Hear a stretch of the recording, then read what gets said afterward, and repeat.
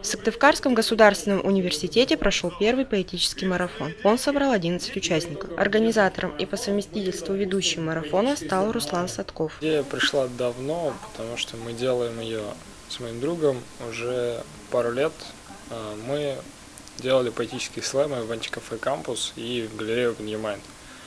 Идея принести слэм в университет пришла, как только я туда поступил, потому что нужно нести за собой это мероприятие. Каждый участник, выходя на сцену, говорил несколько слов о себе. Первым выступал Евгений Вервай. Он легко справился с волнением, несмотря на то, что ему пришлось открывать битву стихотворцев. Произведения были самыми разнообразными. Всем очень запомнилось выступление Анастасии Шепс. Первый ее стих был о свадьбе тараканов. В момент гибели Джеймс шептал что-то своей невесте.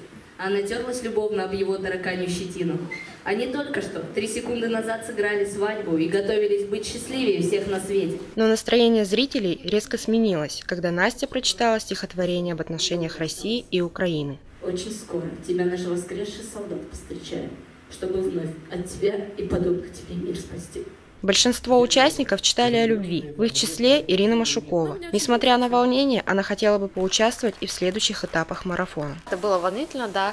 В какой-то момент мне очень хотелось развернуться и убежать, но не только в поэтическом марафоне хочу еще участвовать, еще если возьму, было бы интересно поучаствовать в поэтическом слэме. В конце вечера читал сам организатор. В планах поэтического марафона развиваться и выходить на новый уровень.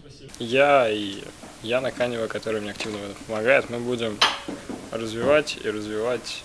У нас уже есть план на 2 следующих мероприятия, на 2 следующих марафона и слэм. И стараемся вывести на республиканский, на российский уровень. Галина Хозяинова, студенческое телевидение Сыктывкарского университета.